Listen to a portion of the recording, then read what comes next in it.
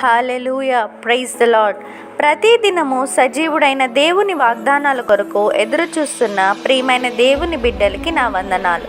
ఈ దినము పరిశుద్ధమైన దేవుడు జీవ గ్రంథంలో నుండి మన కొరకు ఇచ్చిన వాగ్దానం రోమీలకు రాసిన పత్రిక 5వ అధ్యాయం 8-9 వచనాలు. అయితే దేవుడు మన ఎడల తన ప్రేమను వెల్లడిపరచుచున్నాడు.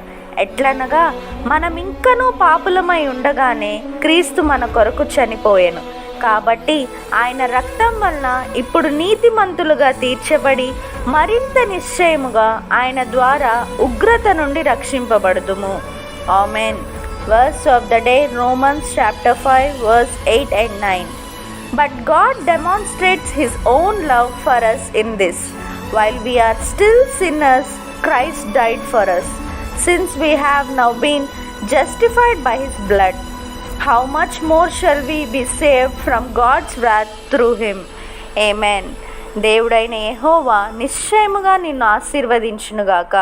ఈ వాగ్దానం విన్న మీ అందరికీ దేవుని కృప ఎల్లప్పుడూ తోడైండునుగాక. May the Lord our God turn every curse into a blessing and loves you abundantly. Amen.